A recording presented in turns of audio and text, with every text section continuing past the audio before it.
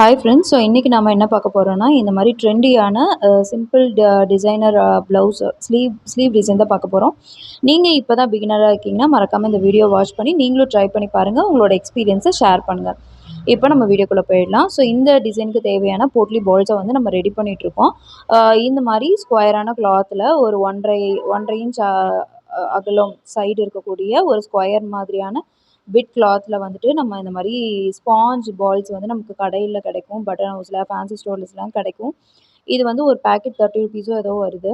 So இந்த மாதிரி வாங்கிட்டு வச்சுட்டிங்கன்னா, எப்போ வந்து உங்களுக்கு போட்லி டிசைன்ஸ் வந்துச்சுனாலும் நீங்கள் இது மாதிரி ஈஸியாக பண்ணிடலாம்.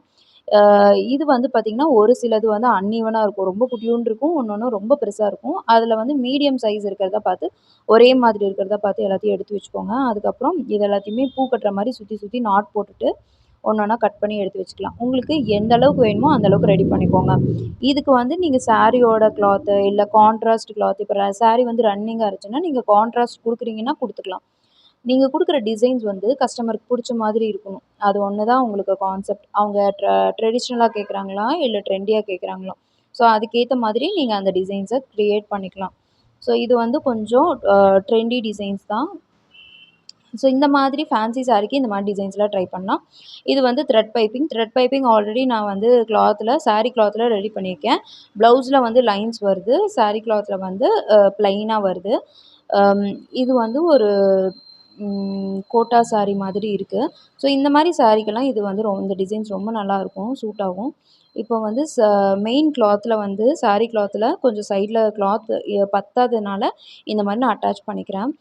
நான் ஆல்ரெடி சிங்கிள் ஃபூட்டை மாற்றிட்டேன். சிங்கிள் கைடு நீங்கள் போட்டு அடிக்கும்போது பின்னாடி அடிக்கும்போது ஒரு சைடு ஓப்பனாக இருக்கிற சைடை பிடிச்சி இழுத்துக்கோங்க. அப்போ தான் உங்களுக்கு துணி சுருங்காமல் வரும். ஒரு வேளை உங்களுக்கு துணி சுருங்குதுன்னா ஆப்போசிட் சைடில் இழுத்து பிடிச்சிக்கோங்க.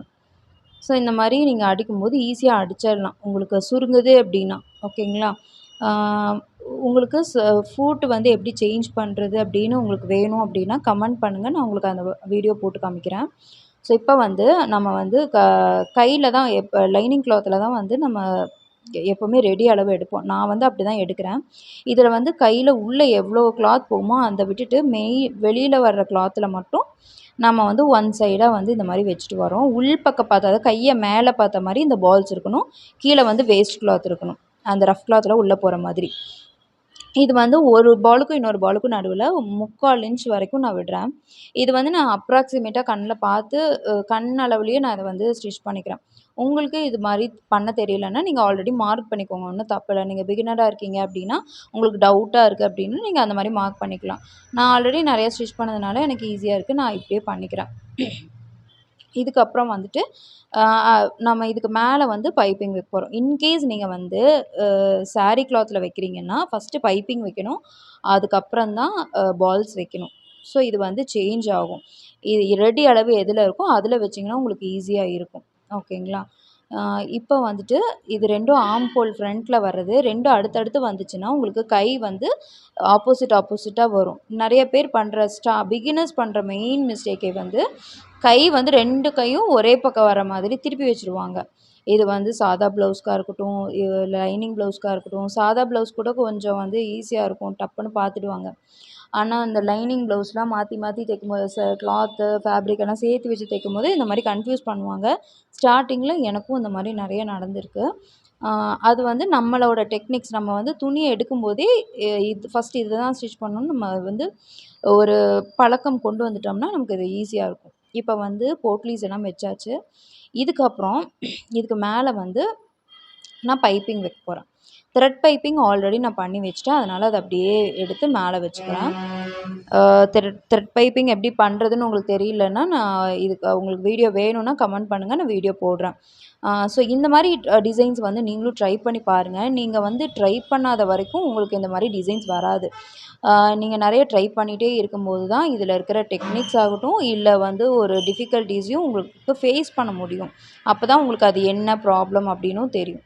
ஸோ இப்போ வந்து பார்த்திங்கன்னா 2 லைனிங்லும் பைப்பிங் வச்சு அடித்தாச்சு. இப்போ வந்து மெயின்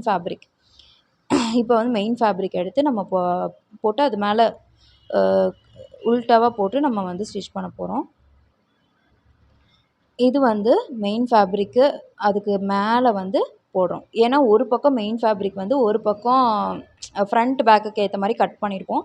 அதுக்கேற்ற மாதிரி சுற்றிலையுமே கேப் வர மாதிரி நான் இது பண்ணிக்கிறேன். எனக்கு எப்படி ஈஸியாக இருக்கோ அந்த மாதிரி போட்டு ஸ்டிச் பண்ணிக்கிறேன். உங்களுக்கு எப்படி ஈஸியாக இருக்குமோ அந்த மாதிரி நீங்கள் போட்டுக்கலாம். போடும்போது உள்ள கிளாத் வந்து ஸோ இப்போ வந்து உங்களுக்கு எந்த பக்கம் வந்து கரெக்டாக இருக்கோ கன்வீனியண்ட்டாக இருக்கும் அந்த சைடு மேலே வச்சுக்கலாம். நான் 2 சைடும் வச்சு காமிக்கிறேன். உங்களுக்கு எந்த பக்கம் வச்சு ஸ்டிச் பண்ணால் கரெக்டாக இருக்குமோ அந்த சைடு வச்சு ஸ்டிச் பண்ணணும். இந்த மாதிரி ஸ்டிச் பண்ணும்போது கொஞ்சம் ஸ்டிச் வந்து கரெக்டாக இருக்கா, கொஞ்சம் ஸ்ட்ரிங்க் ஆன மாதிரி இருந்தால் இழுத்து வச்சு ஸ்டிச் பண்ணிக்கோங்க. ஏன்னா ஒன் சைட் போட்டதுனால இந்த பால்ஸ் எல்லாம் வச்சனால கொஞ்சம் சுருங்கின மாதிரி இருக்கும் கிளாத்து. இதுவே நீங்கள் வந்து நல்லா ஒரு ஸ்டாண்டர்டாக கொடுக்கணும் அப்படின்னு நினைக்கிறவங்க லைனிங் ஃபேப்ரிக்கும் இதையும் சேர்த்து வச்சு அடிச்சுட்டு எக்ஸ்ட்ரா ஒரு கிளாத்தில் வந்து கேன்வாஸ் வச்சு கூட நீங்கள் பண்ணலாம். இதெல்லாம் யார் பண்ணுவாங்க அப்படின்னா பொட்டிக் ஸ்டைலில் பண்ணுறவங்க ஃப்யூசிங் பண்ணி அந்த மாதிரிலாம் நிறைய ஒர்க் பண்ணுவாங்க.